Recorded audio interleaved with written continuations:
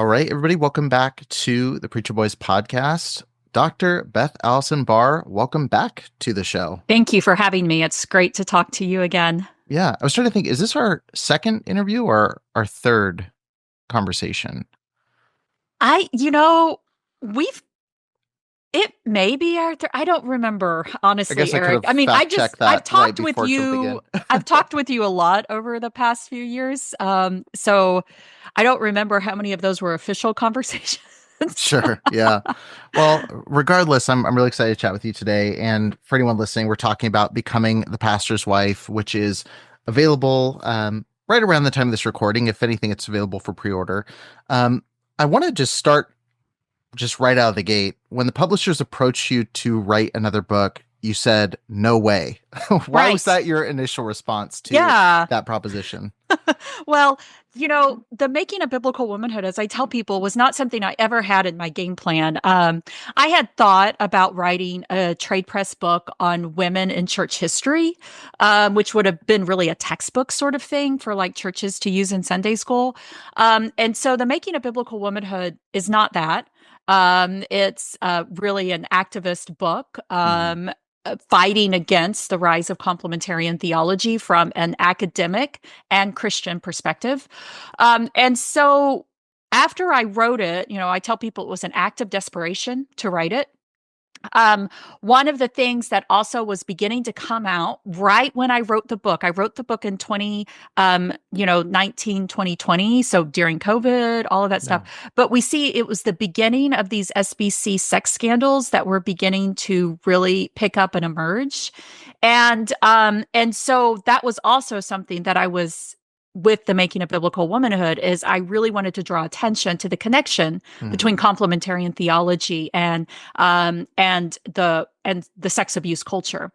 And so when it released, it exploded in a way I never expected. It was not the most fun part of my life, I think, during that. And as good as it was, and as so thankful I am to have written it, my initial response was, yeah, I'm done. I'm out of this. I said my piece. Here's the stuff. Go look at the footnotes. And I'm just going to go back to medieval sermons. Yeah. And that was really my initial response. And I remember I had a conversation with Scott McKnight, who I got to know through this whole process. And he said, Beth, don't write anything just because somebody's pressuring you to write it. But he said, if there's anything you left unsaid that you think could help because you know it, then that's when I would think about writing something. And I chewed on that for quite a while. And I also was reading a book by one of my Baylor colleagues she's writing a book on complementarianism actually right now. So Elizabeth Flowers, and she has this great book called Into the Pulpit, Women and Power in Southern Baptist Women in Power in post-World War II era. And in there, she has this paragraph, and I cite it in the Becoming the Pastor's Book. I cite it in there. Yeah. And what she does is she notes that the first people to speak out on the floor of the Southern Baptist Convention in a really loud way against female ordination were pastors' wives.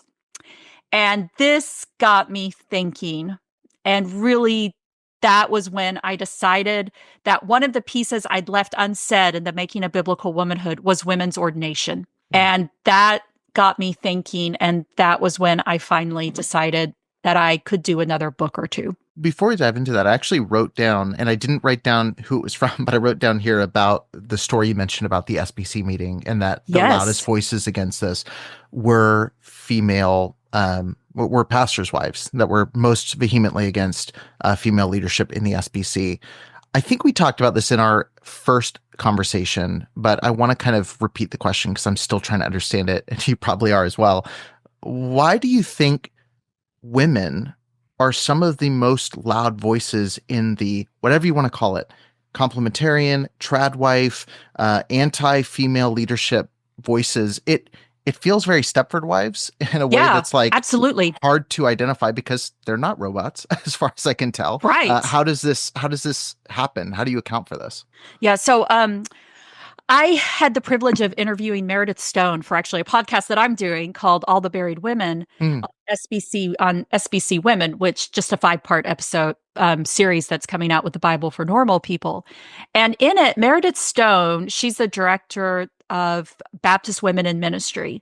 mm, And she made this really fascinating statement where, it made a lot of sense, where she said when you look at power hierarchies and how power functions, that you have vertical, people who are climbing the hierarchy, mm, and only some people get to climb the hierarchy. And in the conservative evangelical world, that's mostly white men who yeah. get to climb that ladder. And everyone else are in this sort of horizontal, um, essentially battle to get what leadership crumbs are left over. And so this is, right. And this is one of the reasons why this is such a fraught, challenging, really damaging, when you pit people against each other. But that's exactly what's happened. In order for women to gain power and to exert their God-given gifts, like in teaching and leadership and doing whatever, they have to get in the good graces of Yeah. those men at the top. Right. And so women are fighting against each other to try to get those few pieces that are given to Mm, them from that leadership in the top. And that made a whole lot of sense to me in yeah. thinking about this. I also think it has to do with women's identity. When women have been taught that their identity is to be a submissive woman, and in order to take on that identity, they give up a Mm, lot of things that they feel called to, that they want yeah. to do, whatever. I just almost spilled my coffee, but anyway, they give up all of this stuff. And then when other women begin to step in to do some of those things, it's like their response is defending their choices, as well as, in some ways, I would say a little bit of, hey, she doesn't get to do that either. Yeah. you know and I mean, it's this horrible, horrible climate Yeah. where women, really, it pits women against women, Yeah. and it causes so much damage. So would you say it leans more toward a survival instinct or a comfort thing? Oh, Or I think maybe it's both? both. I think it's totally both. Yeah. I think it kind of depends on who you are in it. For women, and I mean, you can think about it too. uh, you know Women who are stay-at-home wives, who've chosen that, who feel like that's really what they want to do. They're in a privileged position where they can do that because of their spouses' jobs. And then they feel threatened Yeah. by women who are doing something different. I would say that's a comfort sort of thing. Sure. But then women who are made to lead, who that's their gifting, they're good at it, that's what they really want to do. For them, it's maybe a survival. Like, in Yeah. order to get to do what my vocational calling, I have to play by the rules Right. of these men in charge. I have to be a missionary, not a pastor. Like, yeah. Exactly. Exactly. And they have to figure out the loopholes. Like, how can I survive in this? Right. And so I think it's both. I think it's both survival and comfort. Yeah. Um, and I mean, the sad thing is that it's, you know, women who, there's so much women could do when we work together. Mm, And what it does is it just destroys that ability of us to be able to work together, right. which is one of the reasons why I wrote this book. Yeah. You share the story of Milberga, and there is so much about her that's been lost to history. There have Oh been yeah. people that have certainly tried to retain memory of her, but you kind of share how like her story was like repurposed and reclaimed by men in the church. Yeah. Do you think that the erasure of women in church history comes from a place of ignorance because it's through the male gaze, or do you think it is a sinister ploy to build men up at the expense of women? Like, do you Oh think it's a gosh. So I think it's both and that, I mean, that's a typical academic response. It's both and. yeah? Um, Next, yeah, I yeah, mean, I think on the one hand, it is where we look at history. We look at so much of our history today was really born in the 19th century, in the writing of textbooks. I mean, honestly, really. And most of the people who were writing it were elite white men in Europe. And so they were looking for people who were like them. I mean, this is what we do. We write history about people who look like us, and we look for people who are like us, which is why we need all of us doing it so we can put the pieces together. But so a lot of it, I think, really was, and they saw women through their own social world. So women in the 19th century, say in England, that was one of the most oppressive times for women, legally, economically, socially. They had almost no rights. They didn't even, their children legally belonged to their husbands. So if they like tried to get out of a marriage that was bad, they legally could not take their children with them. I mean, it was a really horrific time period. And when women got married, they lost all control over their economics. So even if they brought in paychecks, their paychecks went to their husbands. And so, I mean, it was a really oppressive time. And so you think about these men who are living during this time where women have no rights. And when they look at history, they read history with women in that same type of situation. And so they completely downplayed what women were actually doing, the authority, the power, etc., that women had. And so I think that's part of it. I think part of it is just that, for ignorance to some sense.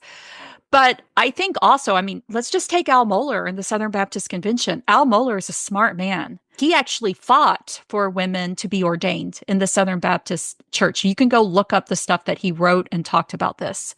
He knew that women were in these roles in church history. He knew it. And he flipped on this issue, not for biblical reasons like he likes to claim, but simply for political reasons, because he saw the way the wind was blowing. And he knew that in order to stay in power, he had to be with the conservative resurgence, which is Paige Patterson, Paul Pressler. And he joined on that side and began to fight against women in church history, claiming that women had never been in those roles. But the idea that you would have the word pastor applied to a woman in the Southern Baptist Convention, to the vast majority of Southern Baptists, I don't think has ever made sense.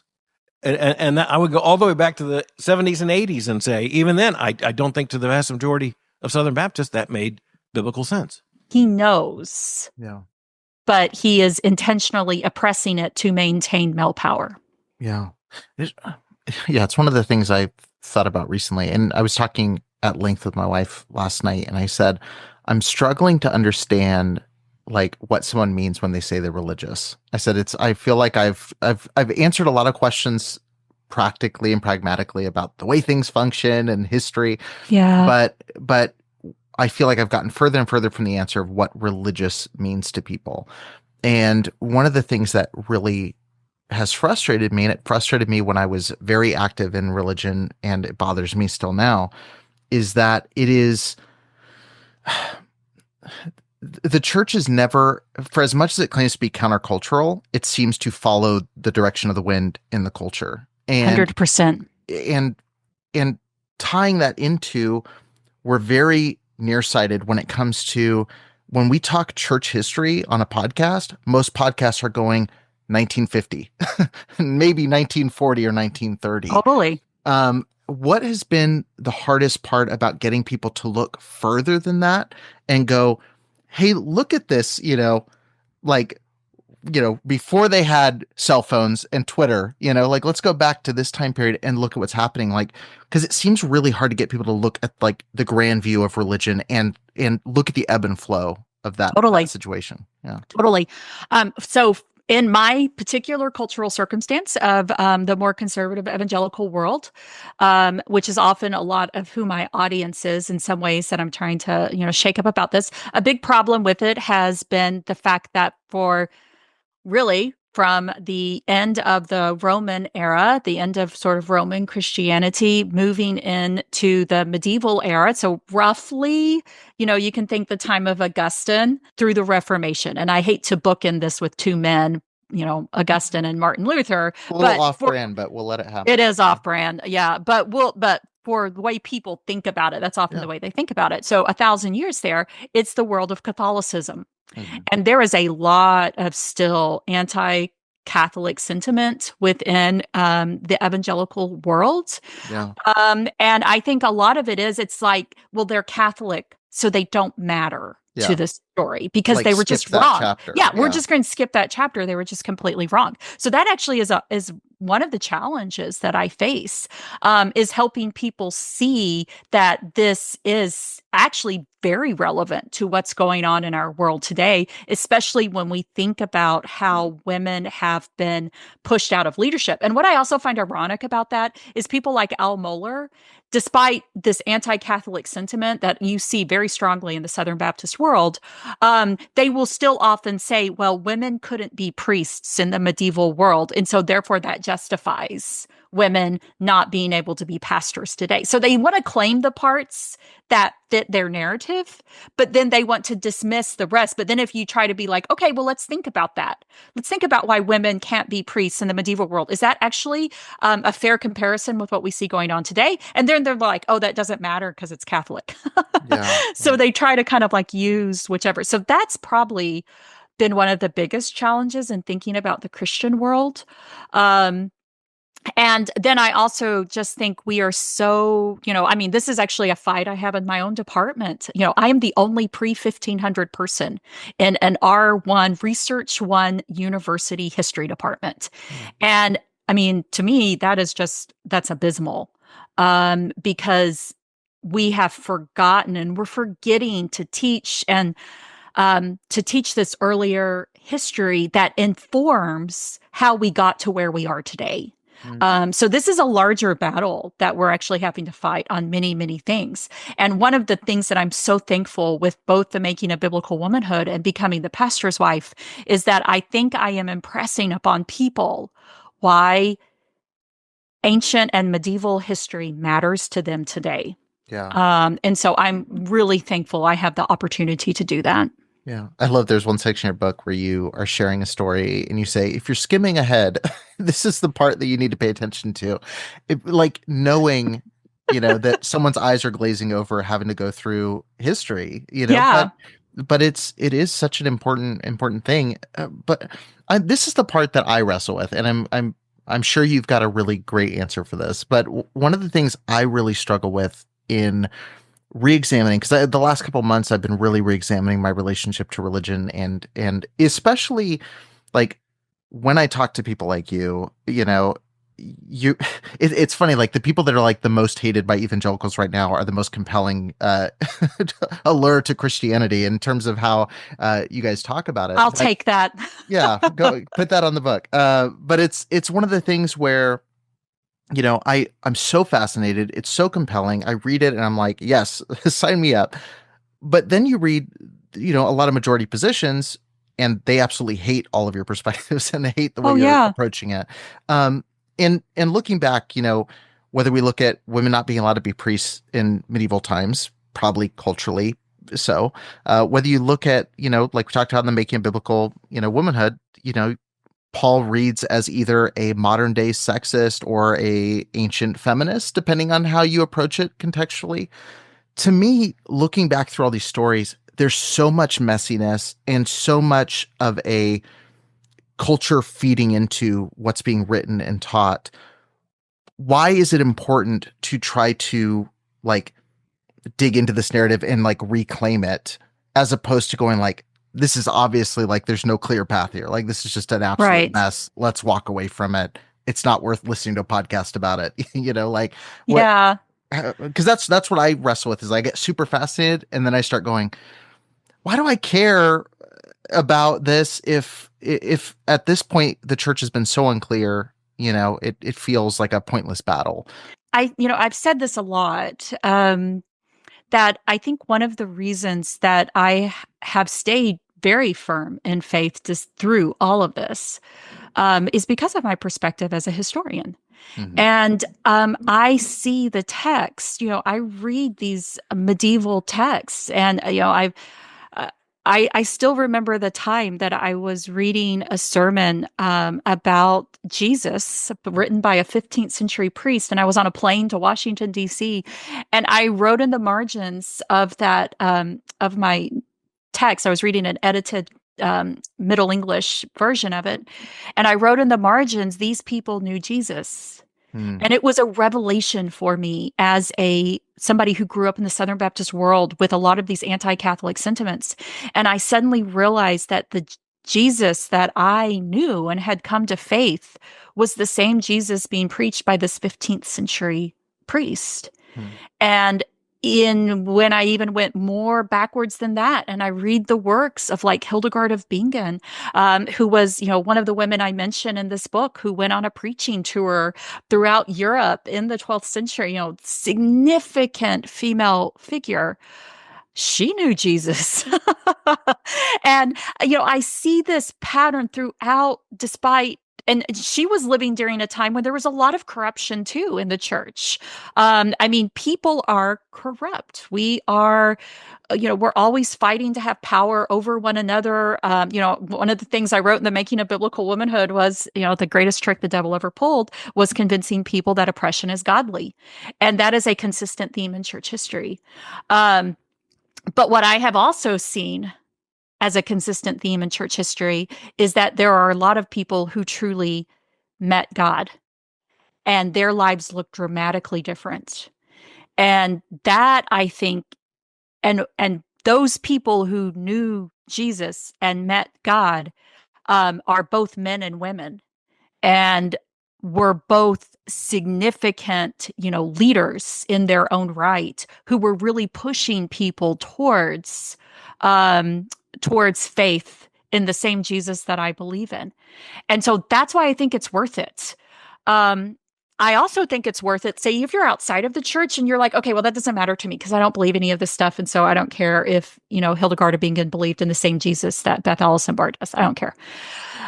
The other reason is because thinking about how much of our current policy in the modern world towards women, thinking about legally, economically, right now we're seeing this push that might even be leaning towards pushing women out of the vote again. I mean, that's very real. We see that right now. The reason these ideas have gained so much currency is because of this narrative in the church that has grown, that this narrative in the church that argues that for 2,000 years, women have not been able to serve in these roles and that the Bible has been consistently interpreted in the same way. And that is a false narrative. It is a narrative that is even taken root on our Supreme Court today and is believed by some of those. And it is simply a false narrative. And so in order to combat that, we have to help people see that what they have believed is simply wrong. And I guess I'm still naive enough where I'm like, if people actually see the historical reality, it will change their minds. That's going to fall flat to some people listening to this because they're going like, oh my gosh, I've been trying this. But let me also just tell you, as somebody who's been in this work since 2021, the behind the scenes emails I get from people who have changed when they saw the reality of it is significant. Right. So it does matter. Historical truth matters. Yeah. I mean, it's important to know like some arguments we're having now have already happened, and we can read those arguments and kind of skip ahead a few steps and go like, hey, we've already covered these things. What about this? Yeah. Looking right now, there's a lot of talk of Project 2025 and, all these things that, my audience is probably varied on how they view those, but like the conversation about societal structure and even the relationship of what a marriage is and man and woman and all these things are front and center. Do you think that it is religious groups that are infiltrating the culture and pushing these narratives, or do you think it's the culture again informing the church? So I think, I do think it is both and, but I also think that these larger culture, if you think about the U.S., I think we're just beginning to realize or more people are beginning to realize how deep racism never left us. Racism is deeply entrenched in the U.S. We see that all over the place now. And if if you're just now becoming aware of that, this is what people have been screaming about for a long time. It is so deeply entrenched. Yeah. And these racist structures, we know that people took the Bible and then tried to use it in a way to push these racist narratives forward. And part of pushing these racist narratives forward was also pushing patriarchal narratives. Sort of this idea that if you are arguing that some people are less human than others, then it is much easier to make those arguments, more broad. And so patriarchy and racism just go exactly together. And that we saw them using the Bible to push these narratives forward. But the way they use the Bible is not actually a biblically contextual, accurate way to use it. They took their culture, their cultural views, and then looked in the Bible to try to find ways to, the cherry pick word. We use that all the time. But I mean, that's exactly what's going on to try to inform this. So I would say, in many ways, what we have seen is culture pull on those, the Bible is a patriarchal text because it's written in patriarchal cultures. But yet at the same time, we still see throughout the Bible, and this is, one of the things that I really hit in becoming the pastor's wife. I was connecting it to your podcast here. Becoming the pastor's wife is that women, we don't see this image of a stay-at-home wife who supports her husband in the Bible. It's not there. This is not a biblical image. This is, what we see in the Bible, especially in the New Testament, is we see women in church positions, in religiously authoritative positions whose husbands are never mentioned, if they even have husbands. And probably a lot of them did. Yeah. What we see is women as co-workers in ministry with all of the apostles, disciples, etc., and being recognized and accepted by Jesus and Paul, etc. So this image of the pastor's wife is a cultural image that has been applied onto the Bible. And we've had to dig to try to find verses to support it. And in cases of people like Dorothy Patterson, who really is the architect of complementarianism within the Southern Baptist world, she actually twists the Bible. And I tell this in Becoming the Pastor's Wife. She takes the story of Aquila and Priscilla, and she tries to make Priscilla look like essentially this submissive wife who is only supporting the work of her pastor husband. And that is just so wrong. It is just amazing to me that people who claim biblical inerrancy, that the Bible is literally true, then actually make the Bible false, tell this false narrative about the Bible to support their own cultural ideas about what women should be. Right. So I don't know. So, I mean, and I guess, the pastor's wife is an example of culture informing the church and then trying to make the Bible and Christianity fit this ideal role for women in leadership. Yeah. Well, it is always the ultimate trump card when you say the Bible is clear or God said, once you say that, you can't have a conversation when you say this is the clear command right here. Because then if someone like yourself comes in and says, well, actually, it doesn't quite say that. No, we already decided. And it's our group decided, or even like you mentioned in your previous book, even a group of translators with a certain context went in and added chapter breaks in certain places or headings that say the passage should be read this way. Yeah. Some have even made whole study Bibles, but that's a whole other conversation. Gosh, I mean,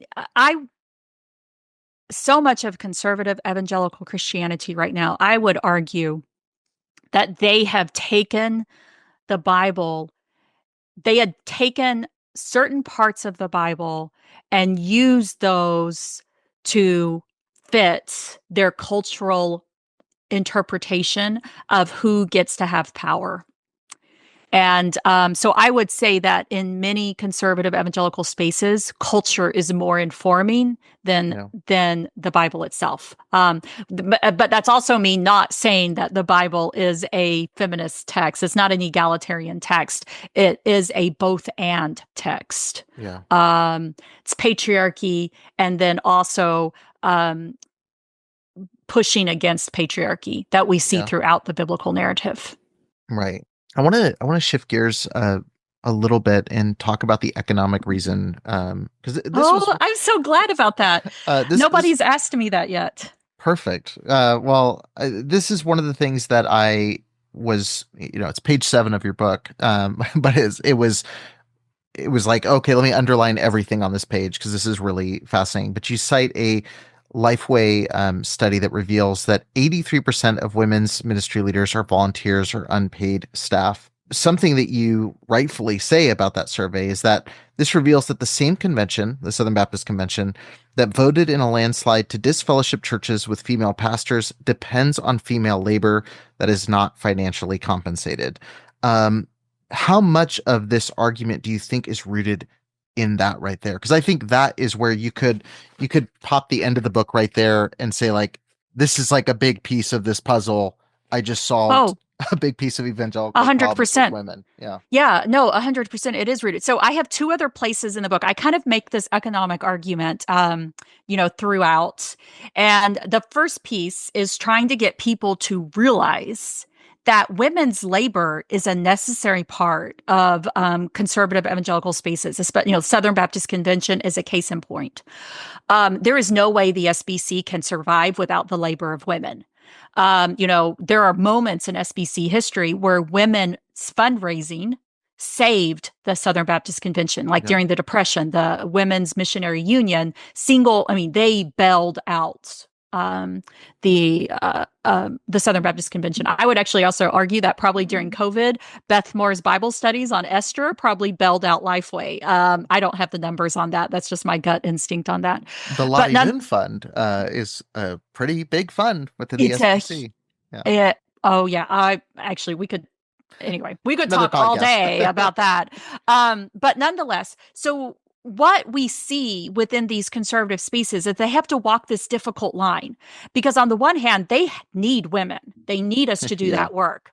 So they've got to figure out a way to keep women doing that work, but at the same time, not paying them and not recognizing them in these official capacities. Because once you recognize a woman as ordained, then you're giving her the same type of authority as a male leader, and she now gets to have a seat at the table, etc. And so you've got to figure out a way. How do we keep women working? I mean, it's just how do we keep women working and doing this, but also not recognizing them and not giving them money for it? Maybe give them a bouquet at a special appreciation. And honestly, the pastor's wife is a big part of this. And I try really hard in the book to be sympathetic and empathetic towards pastors' wives. It's an important role. I'm a pastor's wife. I still am a pastor's wife. It's an important role. But yet at the same time, we have to recognize the reality that it has been used in a way to help convince women that their divine calling is in this unofficial role to support their husbands and their church with their unpaid labor. Mm-hmm. I mean, if you just want to reduce it to economic terms. And this narrative of biblical womanhood, in which the pastor's wife is the epitome of this narrative of biblical womanhood, this provides a really significant model. And in fact, I cite research, I think it's in chapter 7 of the book, that has been done that actually shows how the pastor's wife narrative is used in churches that don't support women's ordination for people to say things like, well, yeah, women are ministers in our church. Look at our pastor's wife. Yet, again, she is not getting She has no official position. If her husband is fired, she loses that authority.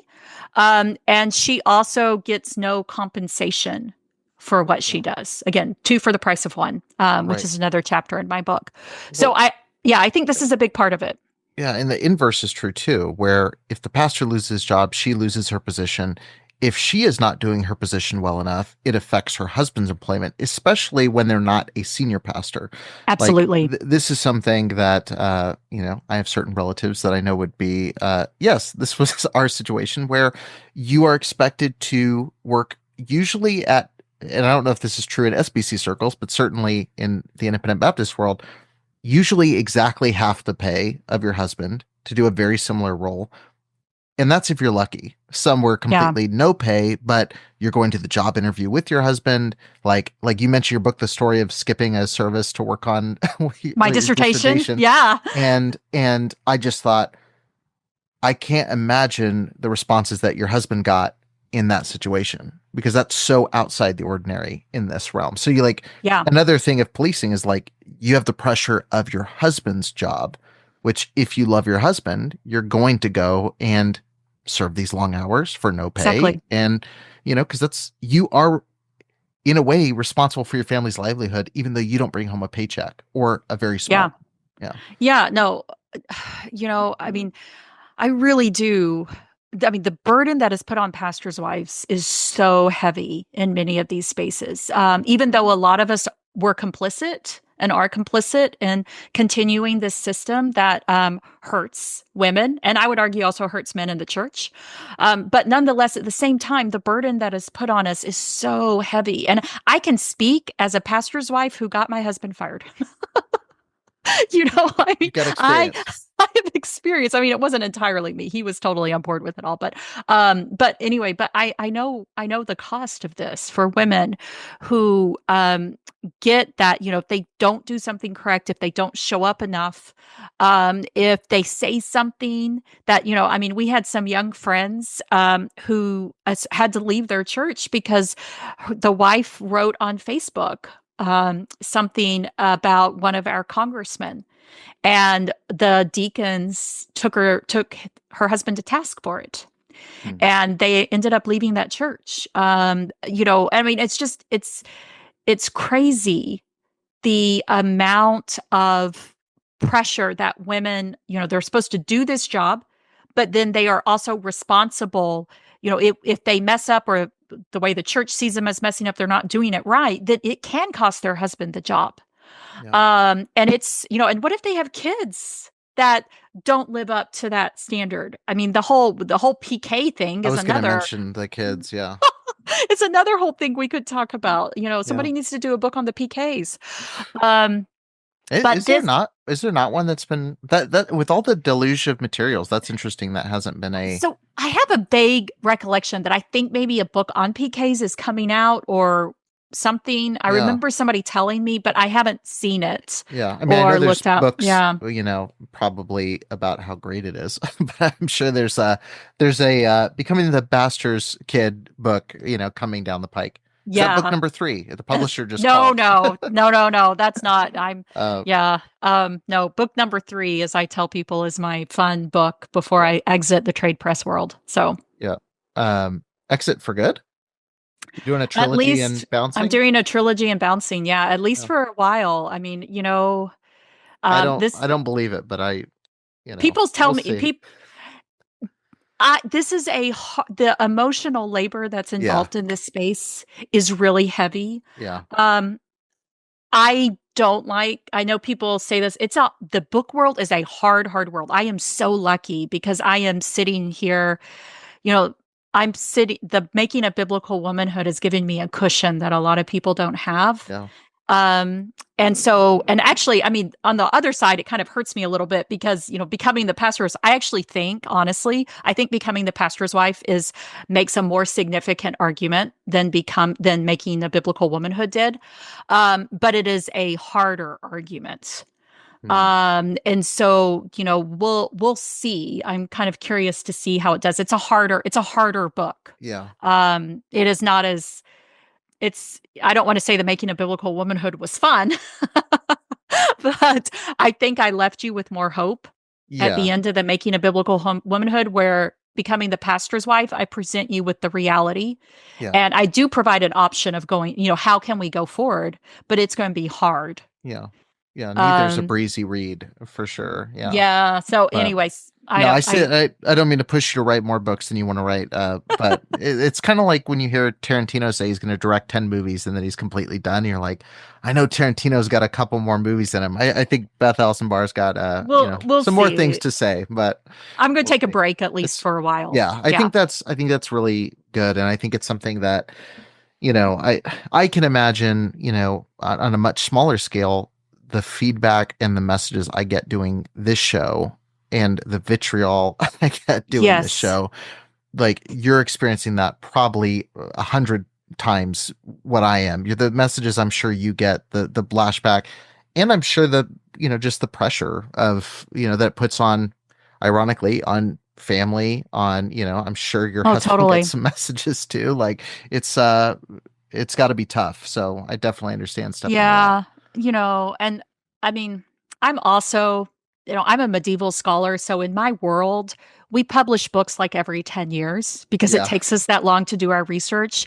So there's going to be almost 4 exact years between the Making of Biblical Womanhood and becoming the pastor's wife. Yeah. And to me, that seems really fast. I did so much research in 2 years. It was really hard getting this book out in 2 years. And so, I mean, part of it too is that I'm just like, I don't want to write unless I have something to say. Yeah. I guess. Right. And so especially when you're committing, half a decade of your life. That's exactly right. That's exactly right. So anyway, well, that's. So I hope maybe that'll encourage some people also to go pick this book up. Yeah. Well, I think that's what's valuable is like, there are people. Well, I mean, we want to talk about megachurch pastors cranking out a book every 6 months, like ghostwritten. Oh my gosh. Yeah. But like, that's one of the things I appreciate. Your work is like, when you read through it, like there's not a wasted space in the book. Like it's so much rich detail. Where like, as I'm reading the book, I'm writing down, here's other books I need to read. Here's other things to follow this thread. It's very meticulous in that way. And I think it's phenomenal in that regard. But there's definitely you can sense the amount of work that goes into it. And I have to imagine too, most medieval scholars aren't getting embroiled in controversy publicly. Like they probably don't make the splash that your arguments are making. I could be wrong. Maybe it's a very heated community. Well, yes and no, but I mean, there's a difference between a scholarly debate. There's some medieval scholars who are out there on the front lines in different types of ways. Yeah. But at the same time, it's not a easy jump to go from medieval history to it being out in the public. Yeah. In a culture war. Yeah. And so I do think in that I'm a little bit, medieval conferences to me are like my happy, safe, calm space now. Yeah. I'm just, I just like go and just sit and listen and talk to people. And it's like no stress.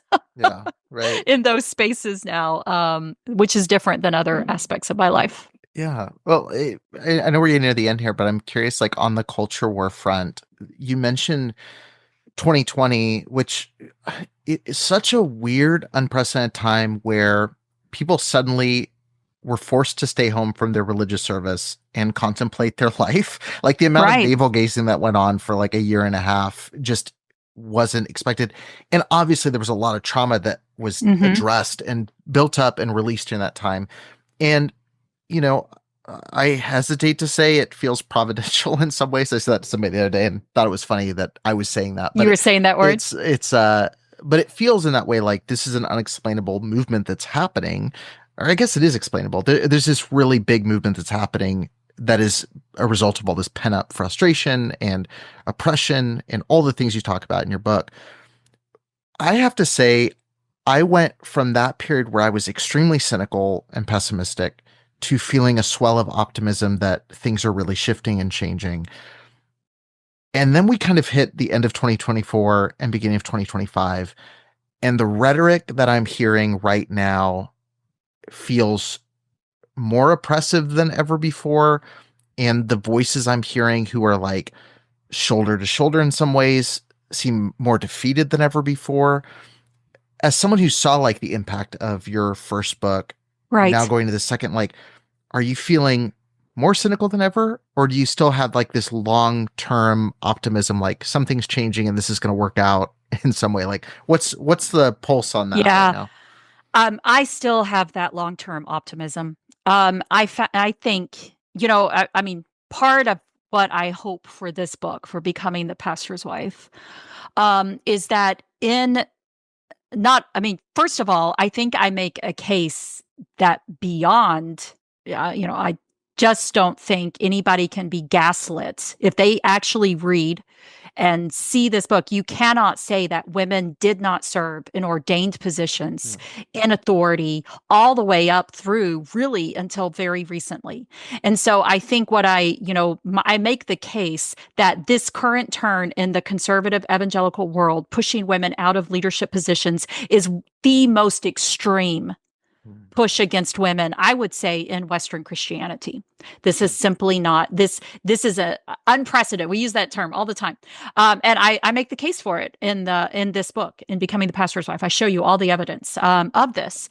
And in this too, I also show you how the pastor's wife herself, how the rise of her, especially in the second half of the 20th and the early 21st century, was married, if I can use that word, was married to this idea of biblical womanhood, and helped to grow this rhetoric that continued, and I would say even escalated, the push of women out of ministry positions, which also coincides with the push of women out of leadership positions in our broader culture and society. When you have 16 million Southern Baptists who believe that women do not belong in leadership over men, how the heck do you get Kamala Harris or Hillary Clinton elected president? Yeah. I mean, that's talk about culture wars. The impact of complementarian theology has shaped our political current atmosphere. And I think that is just, I hope that's also another thing I get across in this book as well. As well as, how did we elect a sexual predator? Yeah. I mean, in some ways, when you have 16 million people believing that male power needs to be protected. Yeah. How did we get here? This is how we got here. That we learned in the church, for sure. So, and you know that. So I think, but even within that, I see that when people become aware of this history, especially women, I mean, honestly, women are a powerhouse. And we see this in history. And the Southern Baptist knows how much of a powerhouse women are. I mean, that's it. They know, which is why they're fighting tooth and nail. That's exactly right. And so, I think at the end of a book that I cite also in Becoming the Pastor's Wife, Lisa Weaver Shorts, in this book, Stained Glass Ceilings, she has this wonderful metaphor at the end of her book where she talks about that conservative evangelical women have been given all of the tools to fight back. They've been given the gasoline and the matches, and now all they have to do is strike it. Well, and I think that's where we are. And I think that those matches are getting lit. Yeah. Well, I was thinking, that 83% of the women's ministry leaders or volunteers are unpaid staff. All I could think was, they have the opportunity to do something really funny by just walking out and watching the SBC shut down because they're missing that workforce. Like, the opportunity right there. It's not even that you have to proactively do something. It's like, stop conforming to the system. It's exactly right. There'll be radical change. Yeah. That's exactly right. And both, the end of Making a Biblical Womanhood and then the end of this book, that's essentially what I call for. We can change this if we, decide to. And I firmly believe that. And I see that in history. I mean, suffrage, women's fight for suffrage was women refusing to conform to the system and deciding to band together and change it. Yeah. And we did. And I think we can do it again. Again, it's like going back to those conversations and remembering how we got to where we are.